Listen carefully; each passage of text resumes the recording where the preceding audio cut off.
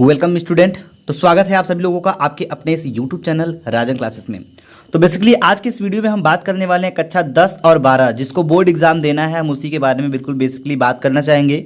और बैच है 2023 के बोर्ड एग्जाम की। ठीक है, तो 2023 में टारगेट किस बात की करें तो टारगेट हम बात करेंगे 90%। ठीक है, 90% प्लस का जिसका सपना है वो कैसे पूरा होगा इसके बारे में हम थोड़ा सा डिस्कस करने वाले हैं।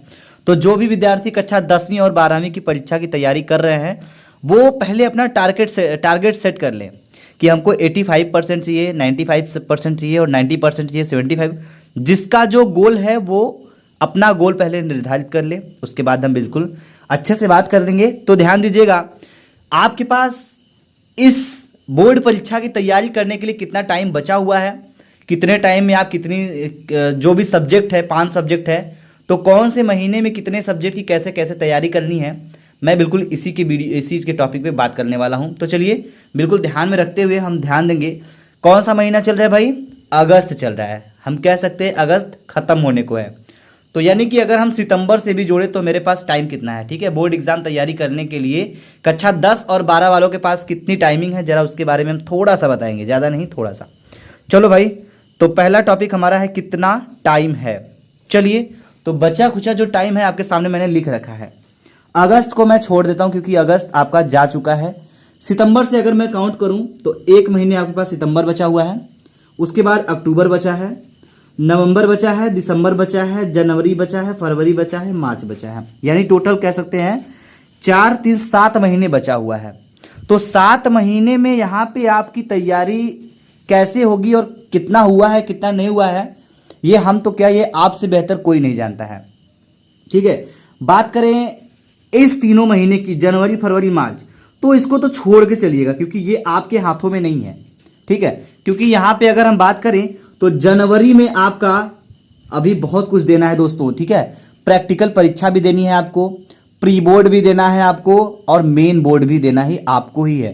तो इस इधर के जो 3 महीने हैं, ठीक है, जनवरी फरवरी मार्च, इन तीनों को पूरा लेके मत चलिएगा। आपके पास अगर बचा कुचा टाइम देखे, सितंबर में अच्छे से पढ़ सकते हैं तो पढ़ सकते हैं, अक्टूबर में पढ़ेंगे जो पढ़ेंगे, नवंबर दिसंबर, यही 4 महीने में जो आपको पढ़ना है, जितना अनसॉल्व हल करना है कर लीजिएगा, जितना क्वेश्चन बैंक पढ़ना है पढ़ लीजिएगा। और सिलेबस तो पढ़ने का टाइम बिल्कुल नहीं रहेगा क्योंकि हमारा टारगेट है कि हम नवंबर तक सिलेबस आपके सिलेबस को पूरा कंप्लीट कर देंगे। ठीक है, उसके बाद अगर बात करें जनवरी में, तो जनवरी में दोस्तों आपका होने वाला है प्री बोर्ड। ठीक है, क्या होगा? प्री बोर्ड की परीक्षा जो है वो आपकी प्री बोर्ड की परीक्षा है वो जनवरी महीने में आयोजित किया जाएगा। अब ये डेट निर्धारित होने से पहले हम सबसे पहले आपको अपडेट करेंगे। ठीक है, फरवरी मार्च में अगर कह दे तो यहाँ पे प्रैक्टिकल की परीक्षा होगी। जो भी कक्षा 12 के छात्र हैं, ठीक है, वो ध्यान देंगे बिल्कुल। यहाँ पे उनका प्रैक्टिकल का जो टाइम है वो फरवरी में पूरा होगा। उसके बाद हम बात करेंगे कि मार्च में आपका एग्जाम होना तय है। ठीक है, चलो भाई, अब ये जो दिया है मार्च महीने में आपका एग्जाम है, वो भी कब एग्जाम है मैंने आपको थोड़ा सा अपडेट किया था। मार्च महीने में आपका 24 से 25 मार्च के इर्द गिर्द आपकी परीक्षा प्रारंभ हो जाएगी। ठीक है, ठीक, चलो भाई, समझ में आ गया। तो टाइम कितना है आपने देखा।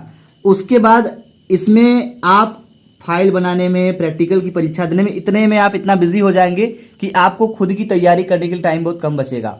तो अगर हम बात करें कि इतना टाइम आपके पास है तो आप इस टाइम को कैसे यूज़ कर सकते हैं, कैसे पढ़ सकते हैं, ये भी आपके लिए बहुत ज़रूरी बात है। देखिए, सबसे बड़ा मोटिवेटर क्या होता है मैं आपको बताऊं। सबसे बड़ा मोटिवेटर होता है खुद का रिजल्ट।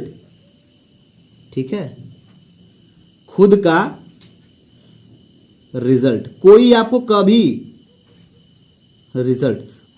कभी मोटिवेट नहीं कर सकता। मैं आपको एक ही चीज बताऊंगा, कोई आपको बहुत करेंगे, आप मोटिवेशन वीडियो देखेंगे, बहुत सारी देखेंगे, लेकिन जो मोटिवेट आपका रिजल्ट करेगा ना, वो दुनिया का कोई मोटिवेशनल आपको मोटिवेट नहीं कर सकता। क्योंकि आपका रिजल्ट एक ऐसा मोटिवेटर है जो आपको मोटिवेट करेगा। क्योंकि जब आप अपनी मेहनत से जो रिजल्ट को हासिल करेंगे, अब वो रिजल्ट अगर आप एक बार देखेंगे तो आपके अंदर ऑटोमेटिक वो एनर्जी आ जाएगी जो किसी के बताने से कुछ देर आएगी, फिर कुछ देर शांत। कोई मोटिवेशनल वीडियो देखते हैं तो कुछ देर के लिए आपके अंदर आग उबाल मारती है, फिर ठंडा हो जाता है। लेकिन ये जो रिजल्ट आता है आपका, ये खुद का जो मोटिवेटर होता है, इससे बड़ा मोटिवेटर कोई नहीं, ये बात ध्यान दीजिएगा, ठीक है। तो उम्मीद करेंगे कि आपको ये कुछ समझ में आया होगा। लेकिन सवाल एक चीज और चल रहा होगा आपके दिमाग में ये सवाल चल रहा होगा कि टाइम टेबल को लेकर, टाइम टेबल की बात करें तो कैसे कैसे पढ़ना है। आपके पास देखिए, कक्षा 10 और कक्षा 12 के अलग अलग छात्र हैं। कक्षा 12 के पास 5 विषय पढ़ने के लिए है और कक्षा 10 वालों के पास 6 विषय है। तो 6 विषय को, जो कक्षा हाई स्कूल वाले बच्चे हैं उनको 6 विषय पढ़ना है। हिंदी है, अंग्रेजी है, गणित है, विज्ञान है, सामाजिक है और एक सब्जेक्ट ऑप्शन में कला हो सकता है, संस्कृत हो सकता है, जो भी आपके अकॉर्डिंग चॉइस की हो, कंप्यूटर हो सकता है। तो इन सब्जेक्ट को कितने टाइम कब पढ़ना चाहिए, अगर इसके बारे में आपको आइडिया है तो अच्छी बात है। अगर आइडिया नहीं है तो आप हमें कमेंट करिएगा, हम उस पर एक वीडियो अपलोड करेंगे ताकि आपको ये पता चल सके कौन से टाइम पे हमें कितने टाइम तक ये सब्जेक्ट पढ़ना चाहिए, अगर आपको 90% लाना है तो। अब बात करेंगे कक्षा 12 वालों की। तो कक्षा 12 वालों के पास 5 विषय है। कितना विषय है? 5 विषय है, ठीक है। फिजिक्स है, केमिस्ट्री है, मैथ है, बायोलॉजी है, इंग्लिश है, हिंदी है। तो जो मैथ के बच्चे हैं उनके पास मैथ होता है, जो बायोलॉजी के बच्चे होते हैं उनके पास बायो होता है। ये कॉमन सब्जेक्ट है, ठीक है। अब ये हमको तो नहीं पता कौन मैथ से कौन बायोलॉजी से है, लेकिन जो मैथ से हैं उनको भी 5 सब्जेक्ट पढ़ना है और जो बायोलॉजी से हैं उनको भी 5 सब्जेक्ट पढ़ना पड़ेगा।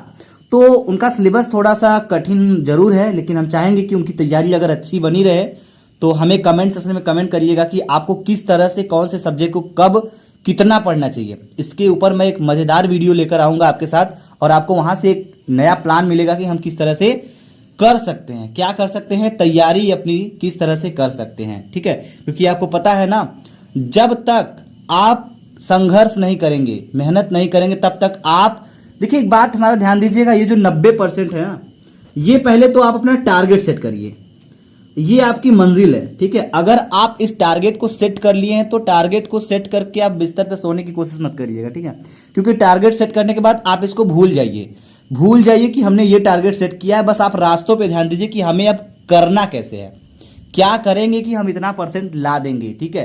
क्योंकि बार बार अगर आपके दिमाग में चलेगा तो आप रास्ते भटक जाएंगे, कैसे कैसे पढ़ना है हमको ये सब भूल जाएंगे, क्योंकि आपको यही याद रहेगा। इसको एक बार सेट कर लीजिए, इसको साइड करिए, उसके बाद आप अपने तैयारी पे फोकस करिए पूरा, ठीक।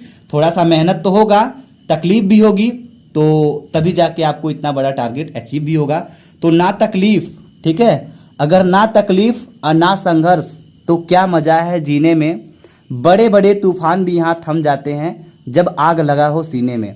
तो जब आग आपके सीने में लगी होगी दोस्तों, तो आप इस चीज को भी क्या करेंगे, फाइट कर जाएंगे। बहुत बड़ी चीज नहीं है, ठीक है। तो चलिए बने रहिएगा। जिसकी जो कमेंट है वो हमें अपना कमेंट करके फटाफट बता दीजिए। उनके सब्जेक्ट के अनुसार हम टॉपिक वाइज उनके टाइम टेबल को तुरंत तैयार करके आपको सबसे पहले अपडेट करने की कोशिश करेंगे। सो थैंक यू दोस्तों, मिलते हैं आपसे एक नेक्स्ट और जबरदस्त वीडियो में। तब तक के लिए जय हिंद, जय भारत।